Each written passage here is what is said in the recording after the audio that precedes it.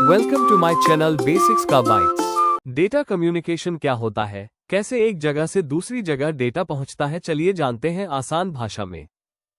जब दो डिवाइस या कंप्यूटर आपस में डेटा का आदान प्रदान कम्युनिकेशन करते हैं तो उसे डेटा कम्युनिकेशन डेटा संचार कहा जाता है। इसमें डेटा एक डिवाइस से दूसरे तक ट्रांसमिट किया जाता है, टेक्स्ट, ऑडियो, वीडियो या कोई भी जानकारी।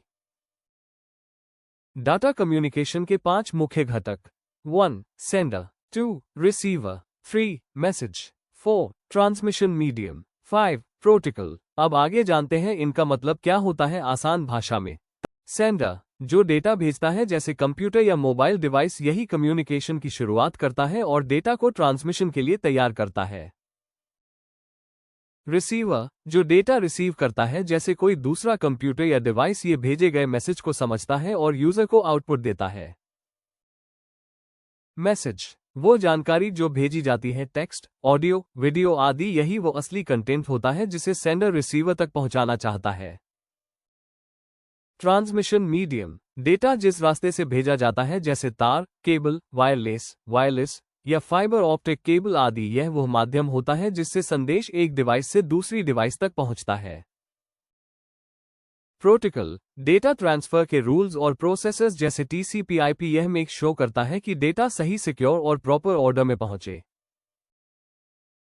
डेटा कम्युनिकेशन प्रोसेस में सेंडर सबसे पहले डेटा को इनकोड करता है, फिर यह डेटा ट्रांसमिशन मीडियम के जरिए रिसीवर तक पहुंचता है। रिसीवर इसे डिकोड करता है और समझकर आउटपुट देता है। डाटा कम्युनिकेशन को 2 आधारों पर बांटा जाता है। 1. Direction of data flow, simplex, half duplex, full duplex. 2. Timing of data transmission, synchronous, asynchronous. Simplex mode data केवल एक दिशा में जाता है, यहां रिसीवर सिर्फ सुन सकता है, जवाब नहीं भेज सकता, उदाहरण कीबोर्ड से computer. Half duplex mode data दोनों दिशाओं में जा सकता है, लेकिन एक समय में एक ही दिशा में सेंडर और रिसीवर दोनों बात कर सकते हैं, लेकिन बारी बारी से, उदाहरण walkie talkie. Full duplex mode data दोनों दिशाओं में एक साथ जा सकता है, सेंडर और रिसीवर एक ही समय में एक दूसरे को डेटा भेज और रिसीव कर सकते हैं, उदाहरण mobile phone call. Synchronous transmission data एक ही समय पर लगातार भेजा और प्राप्त किया जाता है, सेंडर और रिसीवर के पास एक ही क्लॉक होती है, उपयोग लाइव कम्युनिकेशन जैसे जूम या वीडियो कॉल।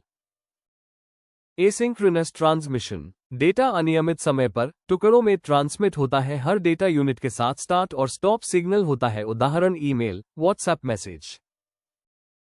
ट्रांसमिशन मीडिया वो मीडियम होता है जिससे डेटा एक डिवाइस से दूसरी डिवाइस तक ट्रैवल करता है, यह माध्यम तारों, वायर्ड या बिना तार, वायरलेस के रूप में हो सकता है।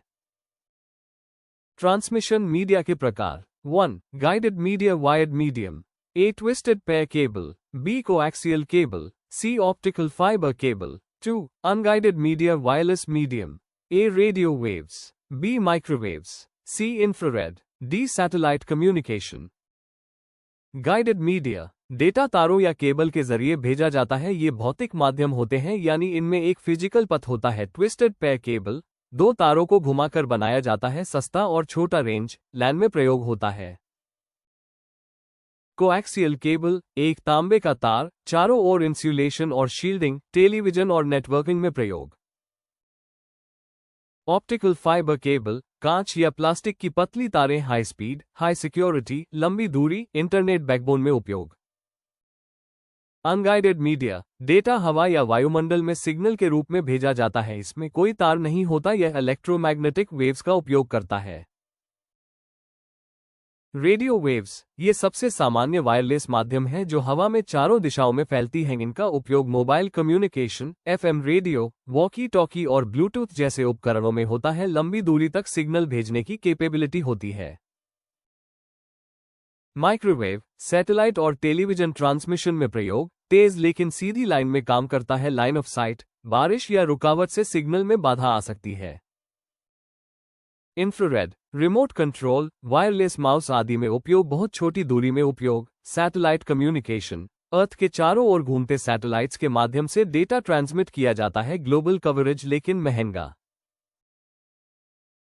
इंफॉर्मेशन ट्रांसफर स्पीड ये गति बिट रेट और बॉड रेट के माध्यम से मापी जाती है। Bit rate BPS bits baud rate signal changes या मॉड्यूलेशन इवेंट्स पर सेकंड होते हैं। Thank you for watching. अगर वीडियो अच्छा लगा हो तो लाइक, शेयर और सब्सक्राइब जरूर कीजिए।